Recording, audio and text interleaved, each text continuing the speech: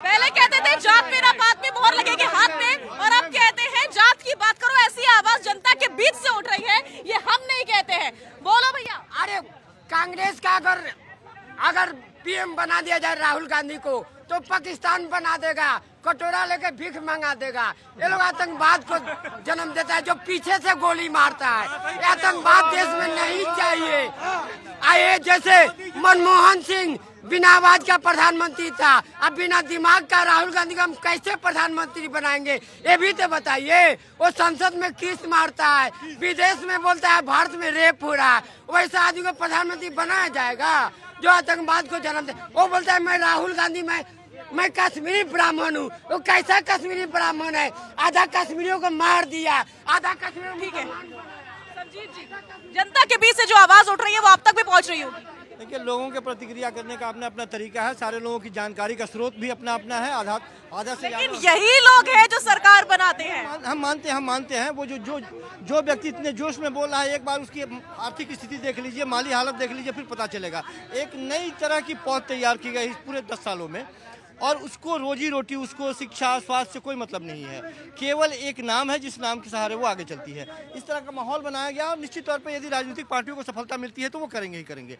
लेकिन जो प्रमुख विपक्षी पार्टियां हैं वो सलीके से कमियों को यदि लोगों के बीच में ले जाए, निश्चित रूप से लोगों के अंदर भी बौखलाहट है। वो चाहते हैं कि हमारे कमियों पर बात करें, हमारे हक हुकूक की बात करें, लेकिन ये दोनों पार्टियों के बीच में जो जनता पिस रही है, जनता का यही एक व्यक्ति नहीं बोला कि जनता को तो फुटबॉल बना रखा है। ये बिल्कुल जनता फुटबॉल ही है। जनता को ये बात समझ में नहीं आ रही है कि आधी अधूरी बातें आ रही हैं। सच कौन बोल रहा है और झूठ कौन बोल रहा है। जो आंखों के सामने पर्दे डाल दिए गए हैं उस पे बात नहीं करके सच पे बात होनी चाहिए, और मुझे लगता है कि जनता समझदार है, वो इस सारी बातें समझती है।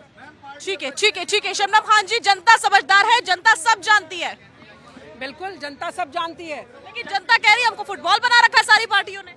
नहीं, महिलाओं की बात तो मैंने आपके सामने अभी कहा कि इन सबको एकजुट होना चाहिए। जब बहन बेटी की बात आए, जब बलात्कार की बात हो रही हो, जब कहीं महिला पीड़ित है, शोषित है, उसकी बात हो रही हो, तो इन सबको ये राजनीति नहीं माननी चाहिए कि बीजेपी के राज में 500 हुए, मेरे राज में 1000 हुए थे। इन सब चीजों से इन्हें उबरना होगा। पर मैं बोल रही हूँ कि जनता ये भी समझ रही है कि महिलाओं को नई दिशा प्रधानमंत्री श्री नरेंद्र मोदी जी ने ही दी है। इन लोगों ने हमेशा शोषण किया, चाहे हम पुराने शाहबानों का केस उठाते, चाहे हम आज के समय की बात करते। जो महिला प्रधान बनाते थे पीछे पुरुष चलाता था, महिलाएं सिर्फ नाम के लिए लाते थे। आज महिलाएं इतनी सशक्त हैं। बेटी बचाओ बेटी पढ़ाओ पे मैं 10 साल से काम कर रही हूँ, लेकिन जब से पीएम ने कहा सेल्फी डालो बेटियों के साथ, एक बड़ा परिवर्तन देखा है मैंने। मैं जमीन पे काम करते करते देख रही हूँ महिलाओं के लिए बड़ा परिवर्तन आ रहा है। दलितों को बांटने का काम किसने किया? कांग्रेस पार्टी से पूछिए। दलितों को बांटने का काम किया इन्होंने। दलित और हिंदू को तक को बांट दिया है कांग्रेस पार्टी ने। हिंदू ही हैं दलित भाई भी, इन्होंने उनको हिंदू नहीं बनने दिया। इन्होंने कहा तुम दलित हो, तुम पिछड़े हो, तुम अलग हो इन सबसे। इन्होंने किया ये सारा काम। हाँ, पूछ लीजिए। जो दलितों को अगर देखिए, दलितों को ऐसा वक्त बना दिया अपना कि उनका कितना भी शोषण होता रहे वो इनकी बात करेंगे, क्योंकि इन्होंने डरा रखा है भाजपा से कि भाजपा की तरफ जाओगे तो दलित विरोधी है भाजपा। अरे आज का प्राइम मिनिस्टर दलितों के पांव धोता है कुछ भी कार्य शुरू करने से पहले, तो उसको कैसे भूल जाते हो आप लोग? मैं बोल रही हूँ मुसलमान भी जागरूक हुआ है, दलित भाई भी जागरूक हो रहे हैं, और आपके चंगुल से निकल रहे। प्रधानमंत्री श्री नरेंद्र मोदी जिंदाबाद थे, जिंदाबाद हैं और जिंदाबाद रहेंगे। जिस तरीके से महिलाओं को बिल को लेके इस कानून 17, इसी तरीके से मैं चाहूंगा भाजपा सरकार ऐसा बिल लेके आए कि तमाम जो बलात्कार होते, बच्ची का हो किसी का भी हो, फास्ट ट्रैक कोर्ट के अंदर सजा हो और 3 महीने के अंदर उसे फांसी की सजा हो। बिल्कुल सही कह रहे हैं आप, बिल्कुल सही कह रहे हैं आसिफ साहब। पूछना चाहूंगी आपकी उम्र क्या है? मेरी उम्र काफी हो चुकी है। काफी उम्र हो चुकी है, बहुत ज्यादा पुराना नहीं है। निर्भया कांड कांग्रेस का राज था, जनता को सड़कों पर उतरना पड़ा था निर्भया को न्याय दिलवाने के लिए। काश तब भी आप यही बात बोलते। उसी कांग्रेस पार्टी ने फास्ट ट्रैक कोर्ट बनाकर निर्भया कांड के अंदर जनता के प्रेशर में उस जनता के प्रेशर के आने के बाद में आज ऐसा क्या होता है? दुनिया भर के भाजपा के लोग बलात्कार करते। एक केस बताइए जिसमें भाजपा के नेता को फास्ट ट्रैक कोर्ट के मुकदमे सजा हुई हो? एक ऐसा नहीं है। ये आवाज आसिफ साहब आपको नहीं लगता तब उठी होती तो आज वो चीजें हो चुकी होती जिनकी आज आप मांग कर रहे हैं? हम मांग नहीं कर रहे। जो हमने फास्ट ट्रैक कोर्ट बनाया निर्भया कांड के अंदर, किसी को सजा दिलाने में सरकार ने काम नहीं किया है। बेटी को न्याय दिलाने में भाजपा ने काम नहीं किया है। ठीक है, इस सवाल का जवाब ले लेते हैं।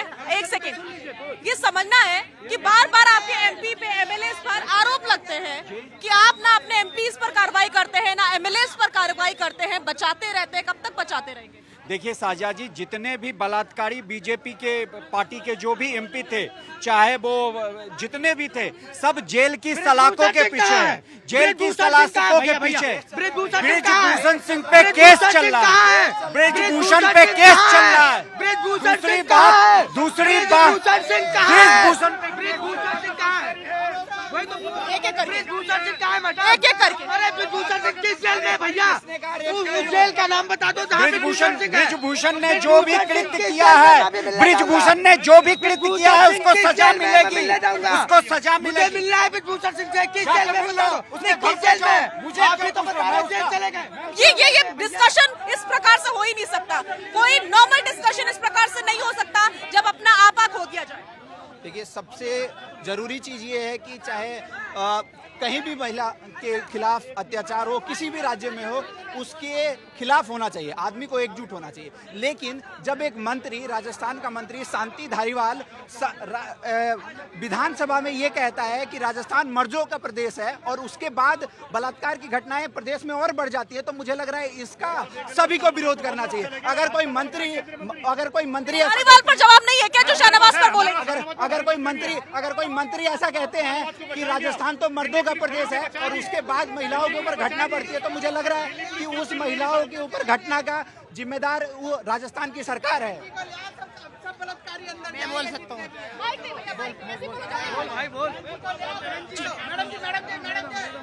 यहाँ से कौन बोलेगा? कौन बोलेगा?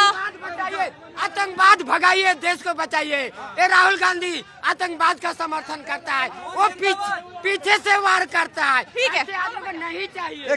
जब ये भाई साहब बोला ब्रिजभूषण सिंह की बात करें, मैडम जी बोले बलात्कारी उसको जेल में डालना चाहिए। भाई साहब बोले 2014 में कांग्रेस की सरकार है, 2011 से मामला है, तो 2011 में 13 में 12 में इनकी सरकार, उसको जेल में क्यों डाला? क्यों डाला नहीं जेल में? इसको डालना चाहिए, नहीं डालना चाहिए? ये दूसरे के बात, मुद्दा जाके देखो 2011, 12, 13 की मामला है, इसे पूछो। ये जनता की आवाज है और एक नमूना मैं आपको दिखाना चाहूंगी कैमरा पर्सन पैन करके दिखाए जनता की तादाद कितनी है। जनता की तादाद दूर दूर तक है, क्योंकि ये वो खास कार्यक्रम है जहां पर जनता की आवाज को बिना एडिट किए हम सामने लाते हैं। देश के यहाँ कुछ भी एडिट नहीं होता, इसीलिए हम इसे जनता की आवाज कहते हैं। बोलो भैया जल्दी से। बहन जी की सरकार को ले आओ, जितने भी बलात्कारी है ना सारे अंदर होंगे, एक एक चुन चुन के। बीएसपी के सरकार आएगी 2024 में, जितने बीजेपी के कांग्रेस के नेता है ना सारे अंदर जाएंगे ठोक के। मोदी जी की सरकार आएगी 2024 में। मोदी